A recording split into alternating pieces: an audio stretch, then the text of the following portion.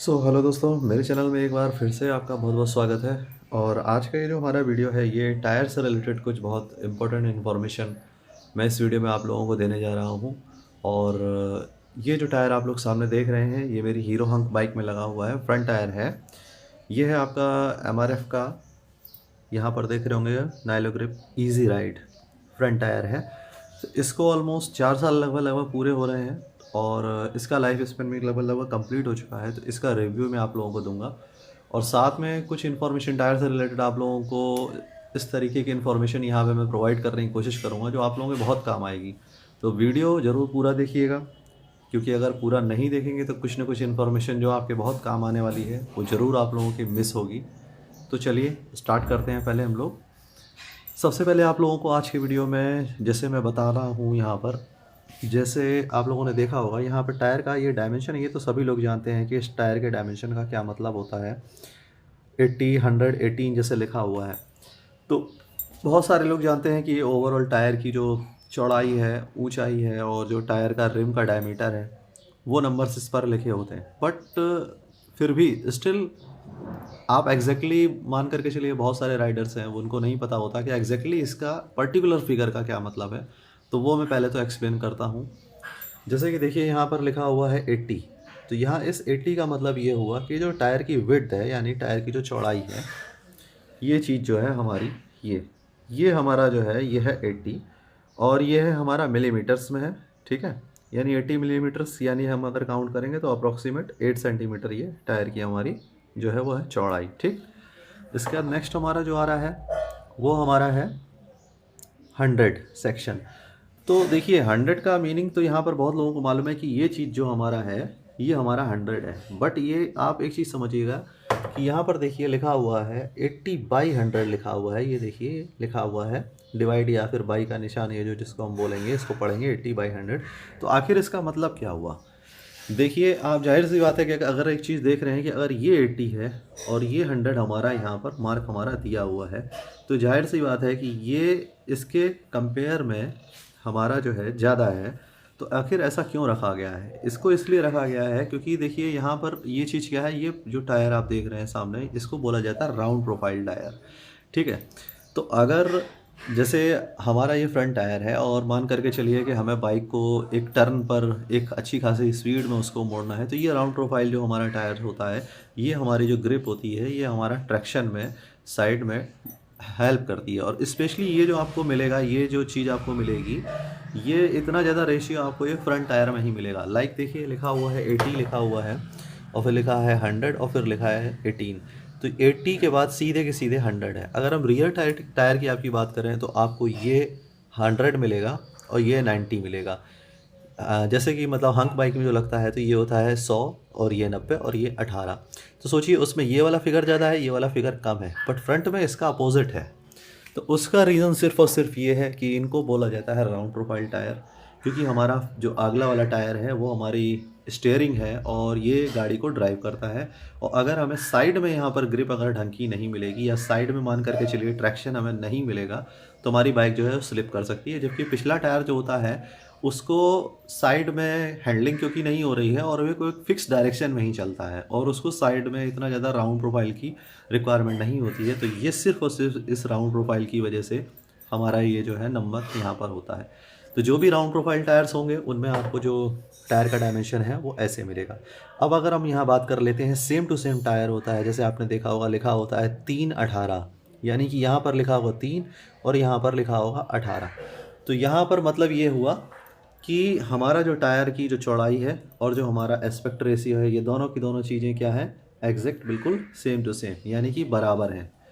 उसमें यहाँ आपका राउंड प्रोफाइल, वो एक राउंड प्रोफाइल टायर नहीं होता है। और देखिए एक पहचान और बताता हूँ राउंड प्रोफाइल की, जैसे अगर साइड से उसको देखने की कोशिश करेंगे तो आपको साइड वाले यहाँ से नहीं दिख रही है, और जबकि जो 3/18 टायर होगा उसको ज़रा सा आप यहाँ से देखने की कोशिश करेंगे टिल्ट करके, तो आपको साइड वॉल ईजिली दिखेगी और बिल्कुल फ्लैट टायर आपको दिखेगा। तो पहले की बाइक्स में वो टायर लगा करता था, मान करके चलिए कि जैसे कि अगर बात की जाए ओल्डर बाइक्स में, तो आगे वाला 2.75 लगता था और पीछे वाला 3/18 लग जाता था।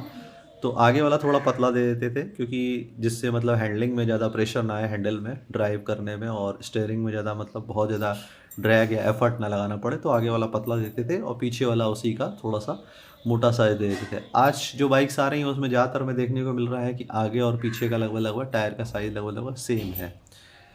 तो जितनी भी फास्ट चलने वाली बाइक है आपको राउंड प्रोफाइल टायर ज़रूर मिलेंगे उसमें, और राउंड प्रोफाइल टायर्स का डायमेंशन ऐसे ही होता है। एक स्ट्रेट जो आपका नंबर है, जैसे 318 है, 2.57, 7518 है, ये नंबर नहीं मिलेगा। जैसा इस सेक्शन में आप लोग लिखा हुआ देख रहे हैं यही आपको मिलेगा। तो ये तो पहली चीज़ हो गई कि हमारा आखिर इस नंबर का पूरा पूरा मतलब आखिर होता क्या है। 18 तो सभी जानते हैं, ये रिम का डायमीटर होता है, जो हमारा सेंटर से रिम हमारा पूरा का पूरा काउंट करेंगे। पूरा मतलब सेंटर से नहीं, सेंटर से तो आपका रेडियस हो जाएगा, जब पूरा डायमीटर आपका काउंट करेंगे यहाँ से यहाँ तक, तो ये हमारा 18 इंच यहाँ से होता है, ठीक है। और इसके बाद भी देखिए एक टर्म आप देख रहे होंगे, यहाँ लिखा है M/C, जिसका मतलब है मोटरसाइकिल, यानी कि एक मोटरसाइकिल टायर है 80, 118। इसके बाद जो अगला नंबर आता है वो आता है, लिखा हुआ है देखिए 47P। तो ये क्या है, तो पहले तो ये समझ लीजिए कि जो 47 लिखा हुआ है ये है लोड रेटिंग, और ये P जो लिखा हुआ है ये है इंडेक्स रेटिंग। तो देखिए वैसे तो आपके टायर पे लोड रेटिंग और इंडेक्स रेटिंग अपने आप ही लिखी होती है, स्पीड रेटिंग अपने आप ही लिखी होती है। जैसे कि अगर हम जाएंगे तो हमें बहुत सारी चीज़ें यहाँ पर अपने आप देखने को मिल जाएंगी। देखिए जैसे मैक्सिमम लोड देखिए यहाँ पे लिखा हुआ है 175 kgs, ठीक है। मैक्सिमम कोल्ड प्रेशर लिखा हुआ है। दूसरी चीज़ देखिए, ये टायर में जो आपको हवा डलानी होती है वो भी यहाँ पर लिखी हुई है कि आपको मैक्सिमम कितनी डलानी है as per the load requirement. देखिए लोड रिक्वायरमेंट के हिसाब से टायर का प्रेशर कम या ज़्यादा आप लोग कर सकते हैं। ये ज़रूरी नहीं है कि जितना टायर में प्रेशर आपका कंपनी ने रिकमेंड कर दिया है उतना ही आपको रखना है, ऐसा कोई रिक्वायरमेंट नहीं होता है अगर आपकी गाड़ी में लोड ज़्यादा है। लेकिन हाँ, ये याद रखिएगा जो मैक्सिमम प्रेशर है वो इतना ही रहेगा जितना यहाँ कंपनी ने मेंशन करके दिया है, यानी 33 PSI ही प्रेशर इसमें मैक्सिमम रह सकता है। हालांकि अगर इस बाइक की बात की जाए तो कंपनी ने जो फ्रंट में जो टायर का प्रेशर रिकमेंड किया हुआ है वो है 29 PSI, but as per the load मैं मैक्सिमम प्रेशर इतना यहाँ पर रख सकता हूँ, इससे ज़्यादा नहीं। इससे ज़्यादा रखने पर जो टायर की परफॉर्मेंस है उसमें फ़र्क आ जाएगा। अभी परफॉर्मेंस के बारे में भी आपसे पूरी डिटेल में बात करूँगा कि आखिर टायर का परफॉर्मेंस जो है वो किन चीज़ों पर ज़्यादा से ज़्यादा निर्भर करता है और किन चीज़ों से वैरी करता है। बट अभी हम लोगों की वीडियो में काफ़ी कुछ इन्फॉर्मेशन अभी बाकी है, तो पहले वहाँ स्विच करते हैं। अच्छा, 47 आपको कैसे पता चलेगा कि लोड रेटिंग कैसे मान करके चलिएगा, टायर पर नहीं लिखा है कि मैक्सिमम लोड कितना है। तो उसके लिए आप इंटरनेट से गूगल पर इंडेक्स टेबल निकाल सकते हैं टायर की, उसमें आपको स्पीड रेटिंग और ये जो लिखा हुआ है 47, ये दोनों की दोनों आपको स्पीड रेटिंग और लोड रेटिंग दोनों की डिटेल आप लोगों को मिल जाएगी वहाँ पर। अब जो है नेक्स्ट हमारा जो एक टास्क आता है, एक बात करते हैं कि टायर की कैसे पता चलेगा कि टायर हमारा कितना पुराना है और कितना पुराना टायर हम लोगों को यूज़ करना चाहिए। तो देखिए यहाँ पर आप लोग देख रहे हैं ये टायर का एक यूनिक नंबर यहाँ लिखा होता है। देखिए यहाँ पर ये टायर का एक यूनिक नंबर यहाँ लिखा है, जिससे पता चलता है कि टायर जो है पर्टिकुलरली ओरिजिनल है, कंपनी ने कौन से नंबर के साथ मैन्युफैक्चर किया है। अगर आप इस नंबर को डालेंगे तो आपको पता चल जाएगा, टायर की पूरी डिटेल आपको वेबसाइट से पता चल जाएगी।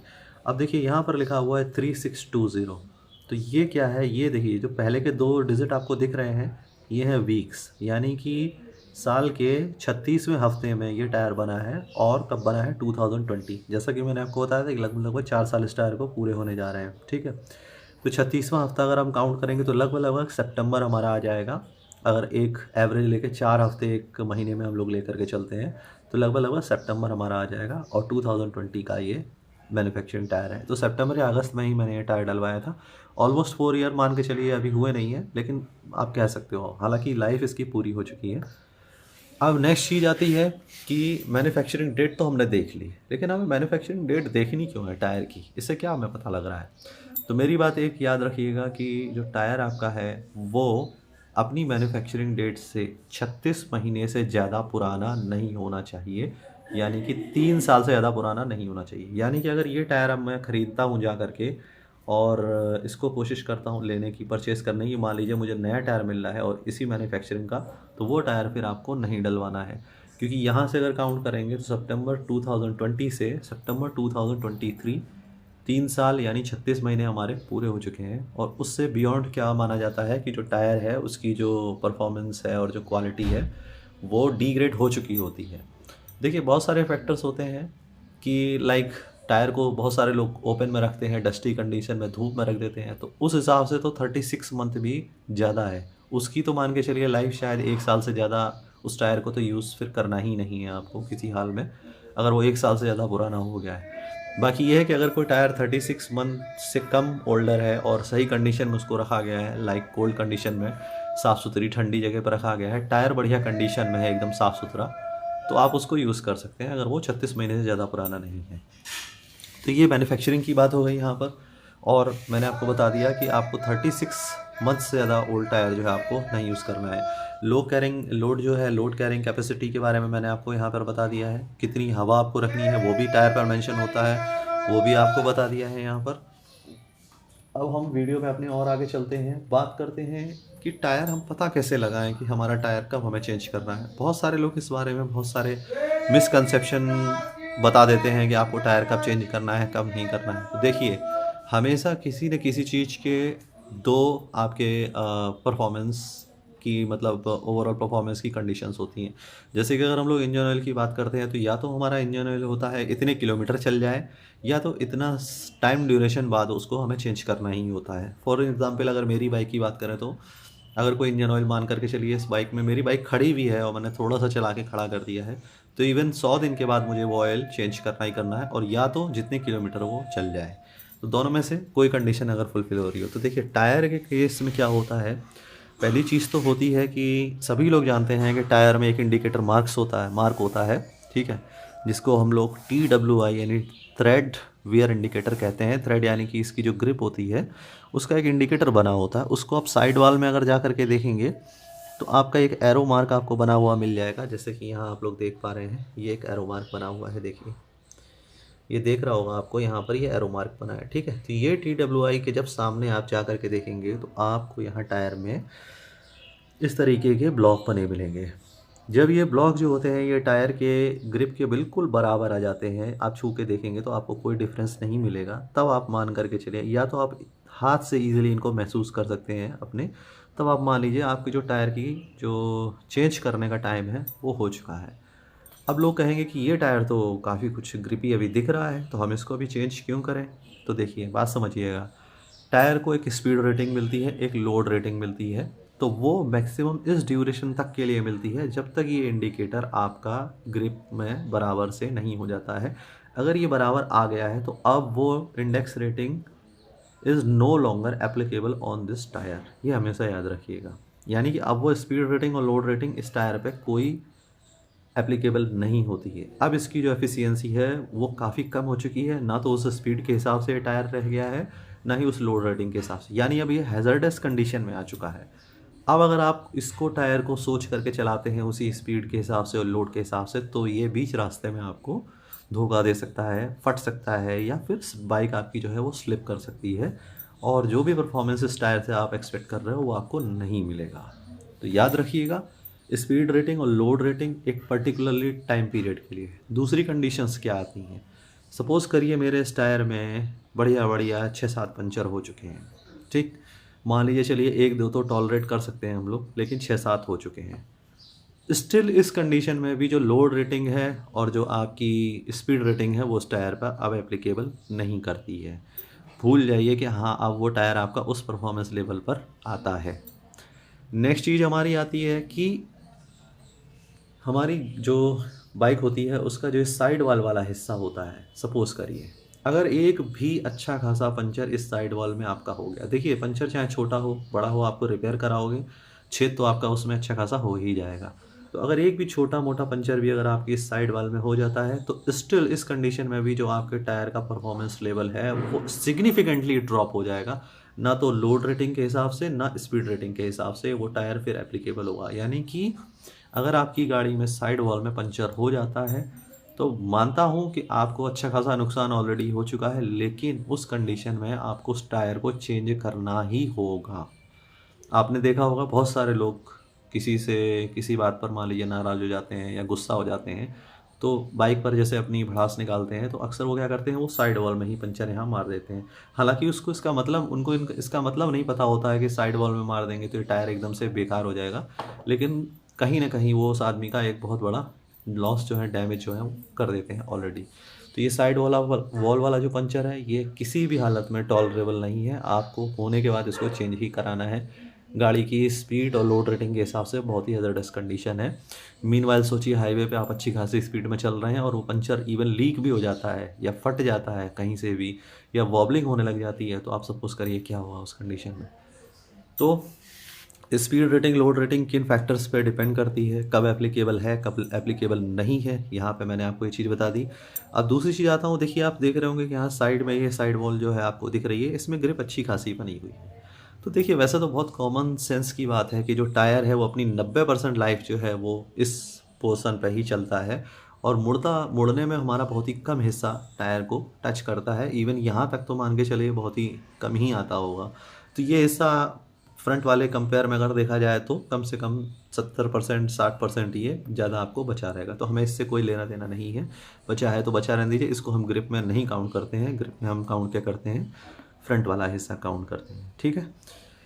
अब एक पॉइंट आप लोगों को और बहुत पते का बता देता हूँ। आप लोगों ने बहुत सारे टायर्स देखे होंगे, आपको एक पिक्चर दिखाता हूँ यहाँ पर देखिएगा। जैसे कि मेरी ही गाड़ी का एक नैलो ग्रिप ज़ेपर टायर है, इसमें जो छोटी वाली आप लोग ग्रिप देख रहे हैं, जैसे सपोज़ करिए जैसे ये आप ग्रिप देख रहे हैं, ये ग्रिप बनी है, साथ में आप देख रहे होंगे कि छोटा सा ग्रुप वाला निशान यहाँ पर आपको दिख रहा है। देखिए बड़े ग्रुप बने हैं, फिर छोटे ग्रुप बने हैं, या तो यहाँ देखिए ये ज़्यादा गहरे हैं, ये कम गहरे ग्रुप हैं। तो इस तरीके के टायर के डिज़ाइन को अगर आपको लॉन्ग लास्टिंग अपना टायर चलाना है, ठीक है, तो मान करके चलिए आपको उस तरीके के टायर के डिज़ाइन को अवॉइड करना चाहिए। पूछिए क्यों अवॉइड करना चाहिए? इसलिए अवॉइड करना चाहिए कि देखिए जैसे कि इंजन ऑयल में आपका कॉम्प्रोमाइजिंग जो मॉलिक्यूल्स होते हैं, एडिटिव होते हैं, जो कि टाइम के साथ क्या होता है ख़त्म हो जाते हैं हीट के संपर्क में आने पर, और हीट को तो न्यूट्रलाइज करते हैं बट खुद भी वो डेड हो जाते हैं, ख़त्म हो जाते हैं।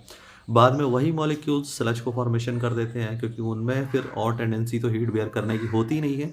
तो वो धीरे धीरे जो जिस चीज़ में हीट जाएगी, कार्बन जहाँ जाहिर सी बात है पैदा हो जाता है, तो फिर वो हीट के साथ में आपका फिर कार्बन बिल्डअप करने लगते हैं। जस्ट लाइक दैट ये सेक्रीफाइसिंग आपकी ग्रिप होती है, यानी कि ये 6 महीने साल भर में ख़त्म हो जाती हैं, और शुरुआत में बहुत अच्छी ग्रिप रहती है। आप सोचेंगे कि टायर की ग्रिप, टायर तो अच्छी कंडीशन में, इसकी ग्रिप क्यों पुअर हो गई? ध्यान से देखिएगा, ये सेक्रीफाइसिंग ग्रिप आपको ज़रूर मिलेंगी जो छोटी छोटी आपको दिख रही हैं। तो टायर का डिज़ाइन हमेशा कौन सा चूज़ करिएगा, जिसमें ये सेक्रीफाइसिंग ग्रिप्स ना हो, और मेन ग्रिप जो हो वही पूरे टायर में हो, यानी पूरा टायर जो है उसकी जो डेप्थ आपको दिख रही है ग्रिप्स की, वो पूरे टायर में यूनिफॉर्मली बराबर से गहराई बनी हुई हो। इस तरीके का डिज़ाइन मैंने अभी आपको दिखाया है, जिसमें सेक्रीफाइसिंग जो बने हुए हैं ग्रिप्स वो भी बनी है। अब देखिए ये टायर का डिज़ाइन देखिएगा, जिसमें कंप्लीट ग्रिप, इवन ग्रिप्स हैं, कोई भी ऐसा डिज़ाइन नहीं है।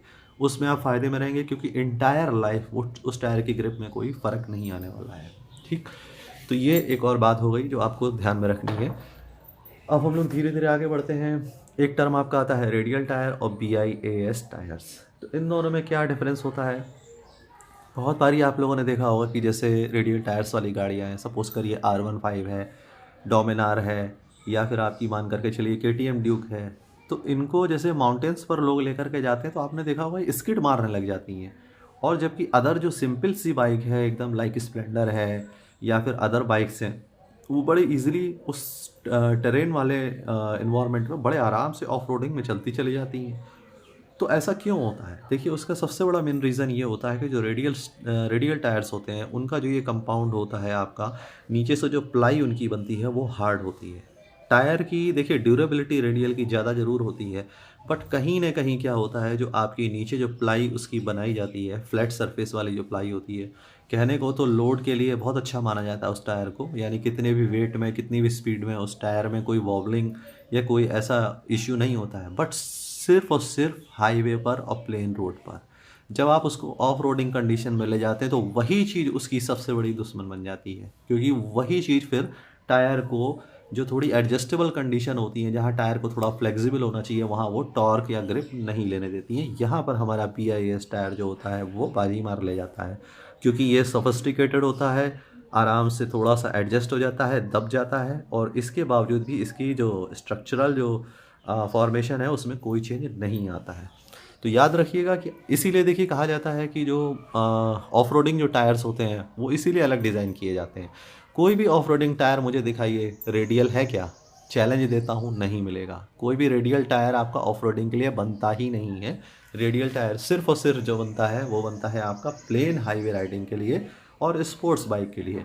ऑफ रोडर बाइक्स के लिए या फिर आपकी एडवेंचर बाइक्स के लिए रेडियल टायर रेयरली मान करके चलिए, जो अगर ड्यूअल पर्पस हो मे भी मिल सकता है, but single off roading purpose के लिए कभी भी आपको रेडियल टायर नहीं मिलेगा। चैलेंज देता हूँ इस चीज़ का।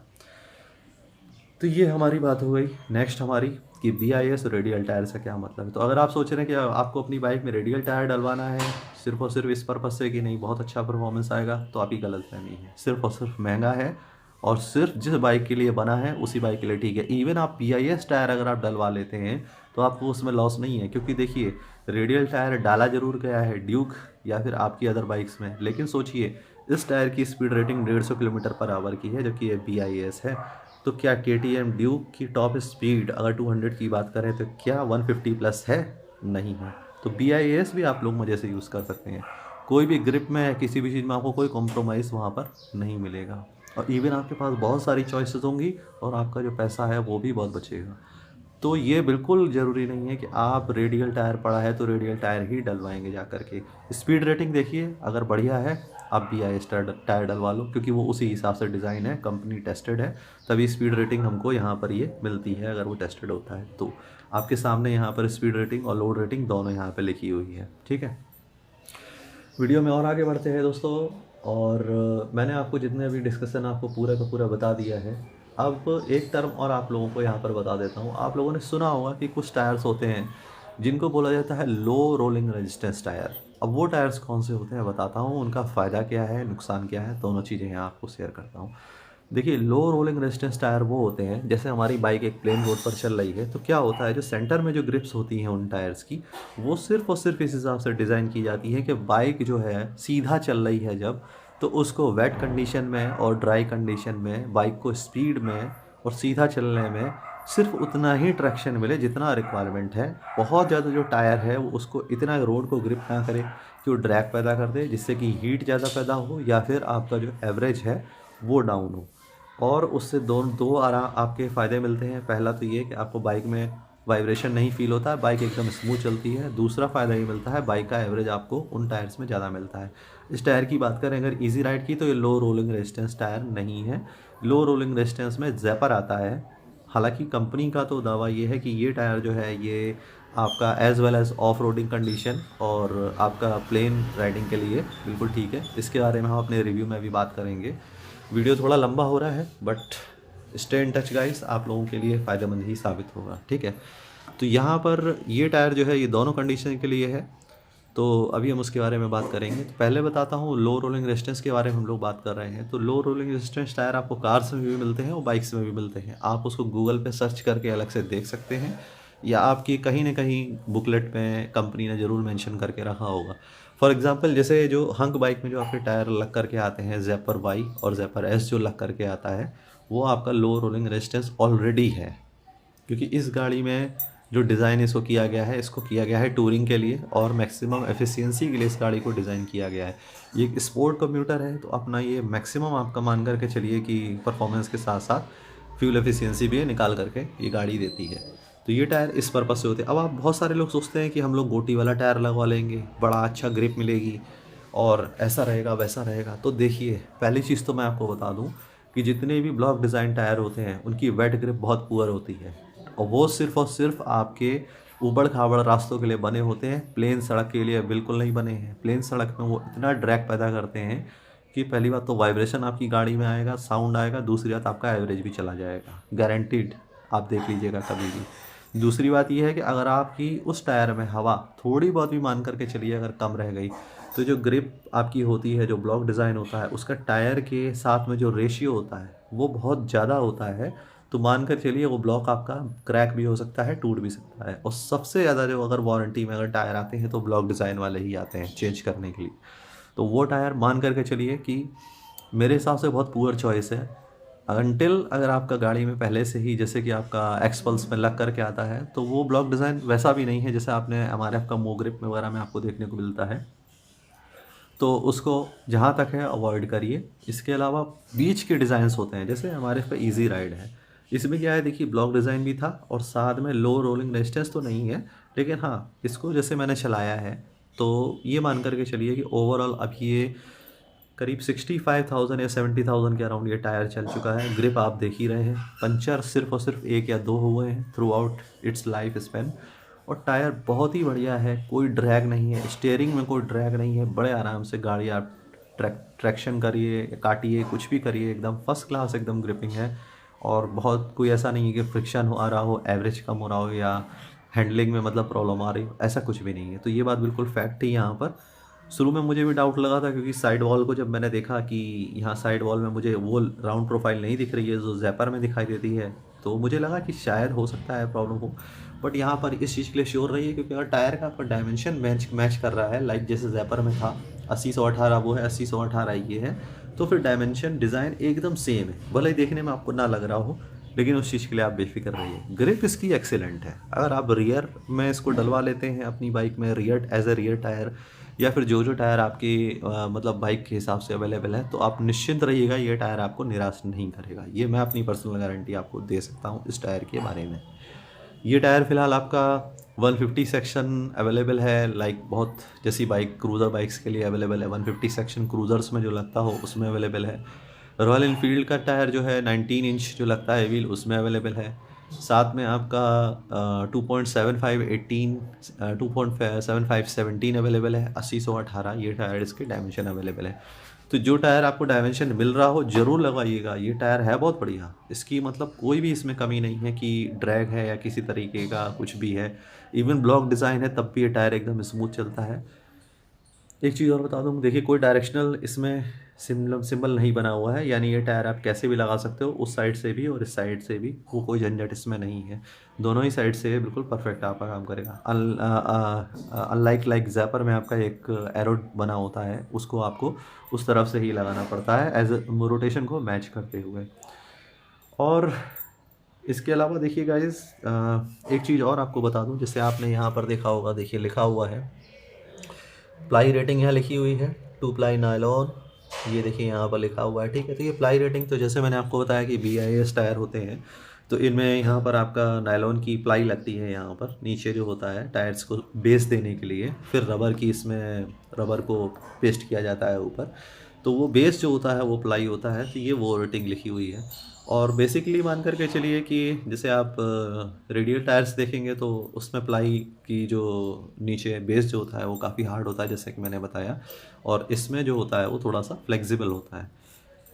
तो बस यही है, इन टर्म्स का यही मतलब है, इसके अलावा और कोई टर्म ऐसा है नहीं जो मुझे यहाँ डिफ़ाइन करना हो। ISI मार्क आप देख सकते हैं यहाँ पर, ये भी आपका एक है, ज़रूर देखिएगा, ये ओरिजिनल आपको टायर लेने में हेल्प करेगा। साथ में जो यूनिक आइडेंटिफिकेशन नंबर मैंने आपको बताया है उसको ज़रूर मैच करके देख लीजिएगा वेबसाइट पर डाल करके, ठीक है। उससे आपको ज़रूर पता लग जाएगा कि हाँ आपका टायर जो है ये ओरिजिनल है या नहीं। फिर से दिखा देता हूँ, ये देखिए MRF का नाइलो ग्रिप इजी राइड है, ये फ्रंट टायर है, ठीक है। और बहुत ही बढ़िया ये टायर चल रहा है दोस्तों। अब लेकिन जो फ्रंट टायर अब मैं दूसरा यूज़ करने जा रहा हूँ वो आप लोगों को जब इंस्टॉल करा के ले आऊँगा तब आप लोगों को दिखाऊँगा कि अब मैं नेक्स्ट टायर अपना कौन सा मैंने इंस्टॉल करा है, उसके बारे में भी आपको बताऊँगा। लेकिन अलग अलग चीज़ यूज़ करना मेरी टेंडेंसी है दोस्तों, मुझे अच्छा लगता है उसके बारे में थोड़ा सा एक्सपीरियंस करना। तो अब जो भी यूज़ करूँगा वो डिफरेंट ही यूज़ करूँगा। रियर एंड फ्रंट दोनों ही टायर मेरे चेंज होने हैं, जब चेंज हो जाएंगे तो आप लोगों को उसके बारे में बताऊँगा, दिखाऊँगा भी। होप सो ये वीडियो आपके लिए काफ़ी इन्फॉर्मेटिव रहा होगा, और ऐसे ही वीडियोज़ मैं आगे भी लाता रहूँगा आप लोगों के लिए। तो फिर नेक्स्ट वीडियो में मिलते हैं guys, see you, take care and happy riding. जो जो मैंने बताया है ज़रूर ध्यान रखिएगा, कंसिडर करिएगा, आपके ज़रूर काम आएगा टायर वगैरह लेने में, परचेज़ करने में और चूज़ करने में। कोई इसमें मान करके चलिए कि मेरी इन्फॉर्मेशन जितनी भी दी है एज़ पर ट्रस्टेड सोर्स है, मेरा अपने एक्सपीरियंस पर बेस्ड है, उसमें कोई भी लूप होल ऐसा नहीं है। तो आप लोग उस पर ट्रस्ट करिएगा, आप लोगों को फ़ायदा होगा उससे। सी यू गाइस, बाय।